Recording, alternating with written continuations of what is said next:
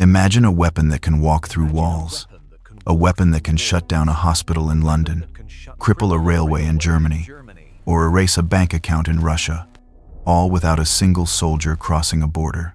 For 20 years, the United States government spent billions of dollars perfecting this arsenal. They built the digital equivalent of a nuclear warhead. They called it tailored access operations. They operated in the shadows, believing they were untouchable. They were the gods of the cyber world, holding the master keys to every door on the internet. But then, the unthinkable happened. The gods got mugged. Overnight, the most sophisticated cyber weapons in history didn't just vanish, they appeared on a public auction site. A mysterious group called the Shadow Brokers had done what was supposed to be impossible. They had breached the unbreachable. They didn't just steal data, they stole the NSA's ability to spy on the world. And they had a simple message for America. We have your weapons. Who wants to buy them? How did the most elite, secretive unit in American intelligence lose control of its own doomsday machine? And who was really holding the trigger? Imagine a weapon that can walk through walls, a weapon that can shut down a hospital in London, cripple a railway in Germany, or erase a bank account in Russia, all without a single soldier crossing a border. For 20 years, the United States government spent billions of dollars perfecting this arsenal. They built the digital equivalent of a nuclear warhead. They called it tailored access operations. They operated in the shadows, believing they were untouchable. They were the gods of the cyber world, holding the master keys to every door on the internet. But then, the unthinkable happened. The gods got mugged. Overnight, the most sophisticated cyber weapons in history didn't just vanish, they appeared on a public auction site. A mysterious group called the Shadow Brokers had done what was supposed to be impossible. They had breached the unbreachable. They didn't just steal data, they stole the NSA's ability to spy on the world. And they had a simple message for America. We have your weapons. Who wants to buy them? How did the most elite, secretive unit in American intelligence lose control of its own doomsday machine? And who was really holding the trigger? It began as a bizarre marketing campaign. When the Shadow Brokers first appeared, they didn't just dump the files. They staged an auction. They wrote a manifesto in broken, cartoonish English, demanding 1 million Bitcoin, roughly $500 million at the time, to release the full set of data. At first, the intelligence community paused. Was this a bluff? A Russian psyop? A prank? But inside the NSA, the blood had drained from every face in the room. As analysts downloaded the sample files provided as proof, they saw things that shouldn't exist outside their secure servers. They saw unique cryptographic signatures. They saw specific strings of code that were used only by TAO. They saw the digital fingerprints of their own work. This wasn't a bluff. The Shadow Brokers had the source code. Panic set in. The NSA is designed to be a fortress. The network these tools lived on was air-gapped, physically separated from the internet. You couldn't just hack it from a basement in Moscow or Beijing. To steal this volume of data, someone had to have been inside. While the agency scrambled to assess the damage, the Shadow Brokers grew impatient. No one paid the ransom. So, they decided to burn the house down.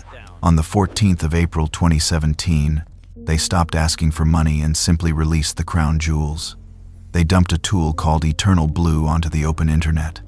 The consequences were apocalyptic. Within weeks, North Korean hackers picked up this stolen American weapon and repackaged it into the WannaCry ransomware. It tore across the globe like a digital plague. Hospitals in the UK had to turn away patients because their computers were locked. Railways in Germany halted. Factories in France stopped production. The weapon the US built to spy on enemies was now being used to hold the world hostage. But back in Maryland, a different kind of storm was brewing. The FBI had launched a massive counterintelligence investigation. The question wasn't just what was stolen, but who took it. The profile of the perpetrator was terrifyingly specific. It had to be a veteran, someone with high-level clearance, someone who knew how to bypass the physical checks, someone who had been there for years. The investigation turned inward. They began profiling their own. They looked for disgruntled employees, people with financial debts, or those with suspicious travel history. And eventually, the crosshairs settled on a contractor named Hal Martin III. Hal Martin was an enigma. He was a PhD student, a Navy veteran, and a longtime contractor for Booz Allen Hamilton, the same firm that had employed Edward Snowden. He was described by colleagues as eccentric, highly intelligent, but socially awkward. He was a man who lived and breathed the classified world. On the 27th of August 2016, a swarm of FBI tactical teams descended on Martin's property in Glen Burnie, Maryland. They were expecting to find a few stolen documents, maybe a USB drive or two. What they found was a graveyard of secrets. As agents swept the house, the garage, and the garden shed, they realized they were standing in one of the largest breaches of classified information in U.S. history. Martin wasn't just stealing files, he was hoarding them. For over 20 years, Hal Martin had been walking out of the NSA with classified material. He had terabytes of data.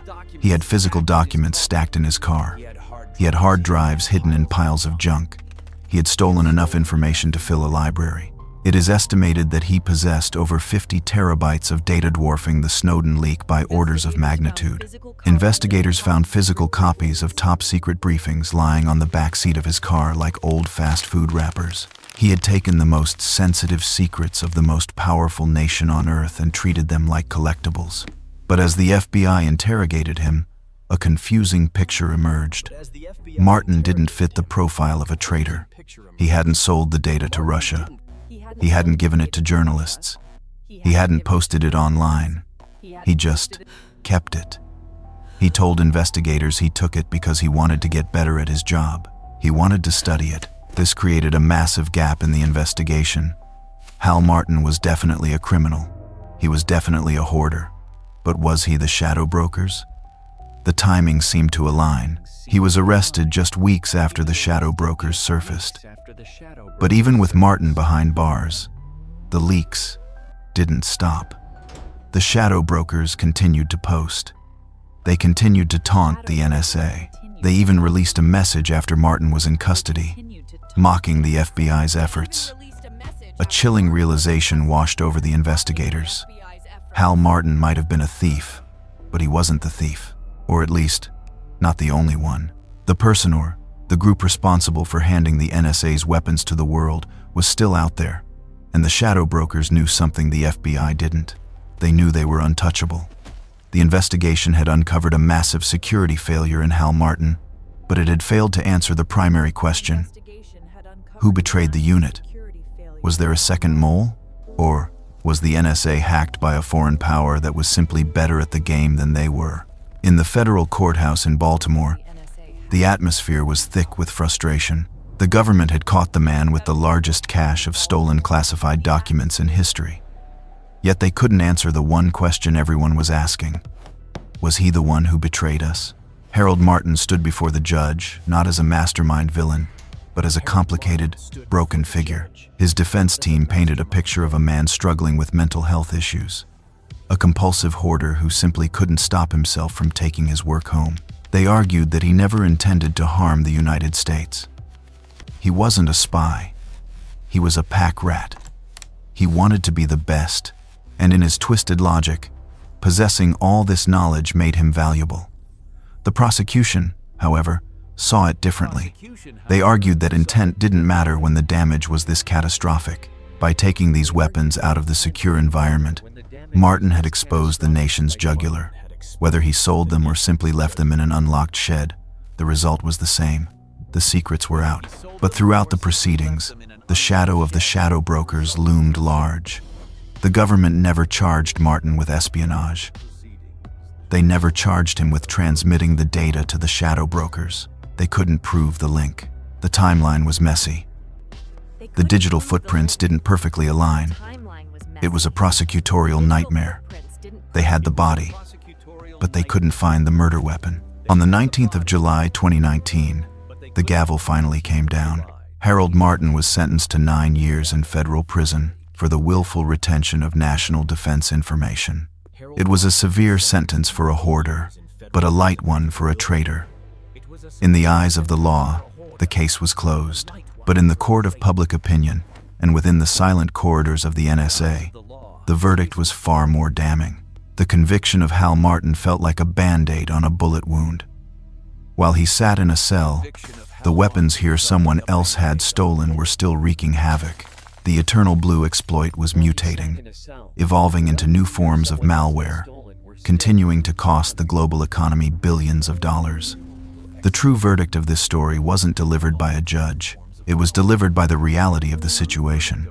The NSA, the agency tasked with securing the nation's secrets, had failed to secure its own. They had built a digital monster, and through negligence or treachery, they had let it off the leash.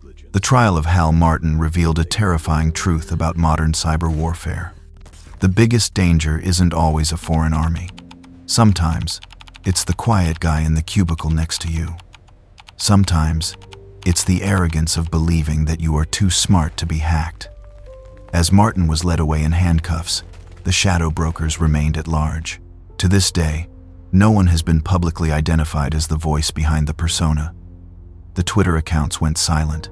The Bitcoin wallets moved, then stopped. They vanished as quickly as they appeared, leaving behind a shattered legacy and a world that would never trust the NSA's security in the same way again. The unit that doesn't exist had been exposed, and the shadow they cast turned out to be a monster they couldn't control. Today, the hallways of the NSA are quiet. New protocols are in place. New locks have been installed. But in the digital world, the echoes of this breach are still deafening. The tools stolen from the Tailored Access Operations Unit didn't just disappear after the headlines faded. They became open-source blueprints for a new generation of cybercriminals. Every teenager with an internet connection and a grudge now has access to weapons that cost billions of dollars to develop. The genie is out of the bottle, and no amount of prison time for Hal Martin can put it back in. This story forces us to confront a terrifying paradox. The very agency tasked with protecting the nation built a weapon so powerful that it became the nation's greatest liability. In their quest for total surveillance, they created a backdoor into the world's infrastructure. And as the shadow brokers proved, a backdoor for the good guys is just a front door for the bad guys waiting to be kicked open. We live in an age where our cars, our hospitals, our power grids, and our homes are connected to a network that is fundamentally vulnerable. The soldiers of this new war don't wear uniforms, and the battlefields have no borders. The unit that doesn't exist is still out there, operating in the dark, building new tools, finding new 0 days. But now, they operate with a lingering fear. They know that somewhere in the vast, silent expanse of the internet, someone else is watching. And the next time the shadows move, it won't just be a leak, it will be a flood. So, look at your screen. Look at the camera on your phone. Are you sure you're the only one looking back?